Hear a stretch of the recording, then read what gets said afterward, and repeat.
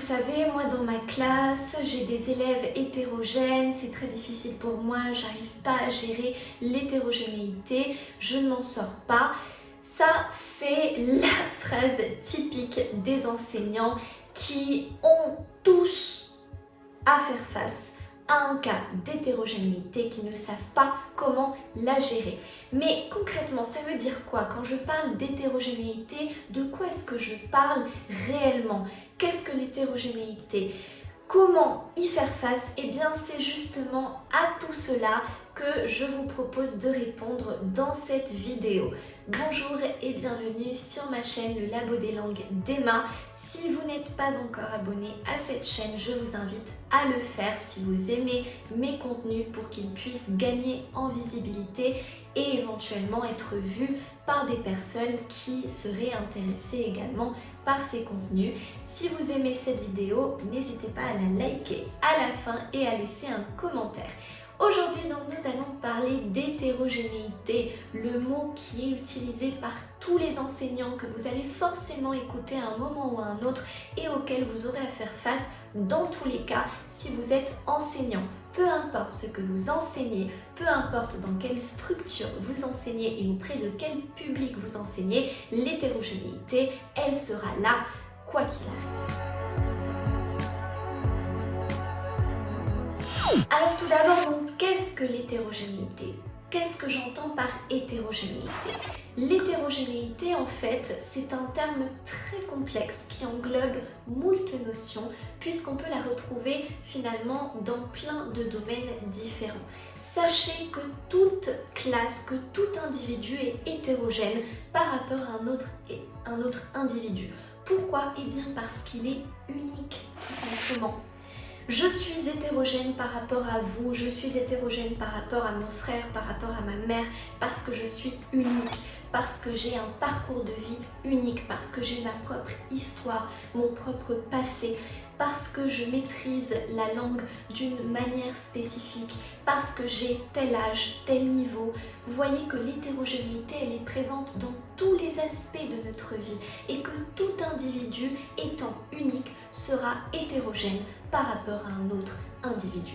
Puisque par définition, ou du moins si on s'intéresse à la terminologie, hétérogène c'est l'opposé de homogène, c'est-à-dire ce qui n'est pas un, ce qui est autre, ce qui est différent. Ici donc on s'intéresse à la classe de FLE ou de langue en général. Dans la salle de classe, on parle d'hétérogénéité sous différents aspects.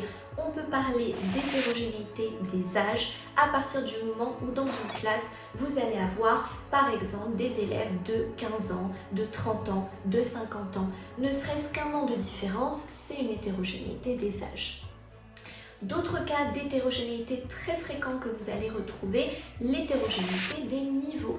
Puisqu'en effet, imaginez que vous êtes dans une classe d'anglais, que tout le monde cherche à atteindre le niveau B1. Ce n'est pas pour autant que tout le monde possède le même niveau en anglais.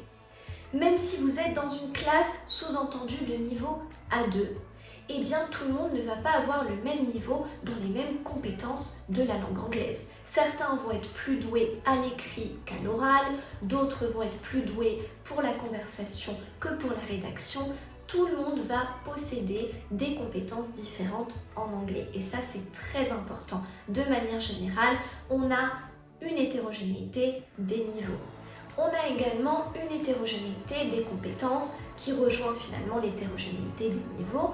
Vous avez aussi l'hétérogénéité du parcours de vie, de l'histoire, des modes de vie en général, c'est-à-dire que chacun va avoir son passé, son histoire, ne va pas forcément avoir suivi le même parcours. Certains auront peut-être voyagé en Europe, auront découvert le monde, auront appris de nouvelles langues, d'autres auront appris les langues uniquement dans leur pays d'origine.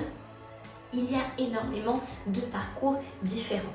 Donc là aussi, c'est important, une hétérogénéité des modes de vie, des langues qui ont pu être apprises, le fait que certains possèdent un répertoire langagier plus diversifié que d'autres. Certains vont peut-être maîtriser 5 langues différentes, d'autres une seule. Là aussi, on peut parler évidemment d'hétérogénéité. Donc comme vous l'aurez compris, l'hétérogénéité, vous voyez qu'elle englobe énormément de domaine. Maintenant, comment gérer l'hétérogénéité? C'est la grande question à laquelle on va essayer de répondre dans cette vidéo. Eh bien, il existe plusieurs solutions et je pense que la première et la plus importante, c'est l'adaptation. Hétérogénéité égale adaptation de la part de l'enseignant. Alors je vous prends le cas de l'enseignant, mais ça peut être aussi un chef d'entreprise qui va avoir affaire à une équipe hétérogène. Je veux dire, vraiment, la notion d'hétérogénéité, elle est applicable à des contextes très différents. Mais de manière générale, quand vous avez à faire face à un groupe hétérogène, vous allez devoir vous adapter. Et l'adaptation, elle est omniprésente.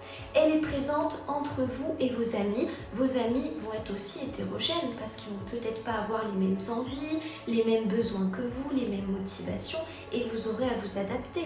Peut-être qu'ils appartiennent à une culture différente, qu'ils n'ont pas les mêmes traditions et coutumes que vous aurez à vous adapter. Peut-être que votre petit ami, lui aussi, va avoir des coutumes différentes et vous aurez à vous y adapter. La notion d'adaptation, elle est présente vraiment dans notre vie quotidienne et on doit pouvoir y faire face tous les jours, puisque finalement, ce dont on a à faire face, c'est l'hétérogénéité. Parce que quasiment dans tous les domaines de la vie, vous avez à y faire face. Donc oui, l'adaptation, c'est fondamental. Mais pas seulement. Vous avez aussi, alors là, vraiment cas spécifique pour les enseignants, ce qu'on appelle la didactique diversitaire, qui consiste précisément à prendre en compte la diversité des phénomènes socio-éducatifs, c'est-à-dire bien, être conscient de tous les types d'hétérogénéité que vous allez trouver dans la classe pour pouvoir précisément mettre en place des solutions adaptées. Et parmi ces solutions, encourager l'autonomie des élèves va leur permettre notamment de gérer l'hétérogénéité des niveaux et des compétences. Mais aussi favoriser le travail de groupe, la collaboration, cela peut permettre de lutter ou en tout cas de gérer l'hétérogénéité des âges. Imaginez que vous proposez de créer un groupe entre une personne âgée, un adulte et un adolescent qui vont échanger entre eux. Ça peut permettre de faire face à l'hétérogénéité des âges, mais aussi des niveaux, de mettre ensemble des plus forts avec des plus faibles pour aider ceux qui sont en difficulté. Une autre solution, c'est ce qu'on appelle la pédagogie différenciée, qui consiste à proposer finalement des exercices, des activités différentes en fonction du profil et des besoins de chacun. C'est vraiment une initiative qui est de plus en plus recommandée aujourd'hui dans les programmes éducatifs, puisqu'en effet, on s'est rendu compte qu'on ne peut pas proposer les mêmes activités pour tout le monde. Parce que pour certains, ces activités seront trop faciles, pour d'autres trop difficiles. On va être obligé d'adapter les activités au public et aux besoins individuels. Donc ça aussi, c'est une solution qui va être très importante à mettre en place. Voilà donc des exemples de solutions pour gérer l'hétérogénéité. Il y en aurait beaucoup d'autres, mais je pense vous avoir cité les principales. J'espère donc à présent que vous voyez et que pour vous c'est un peu plus clair quand on parle d'hétérogénéité et que ces solutions pourront vous aider à y faire face.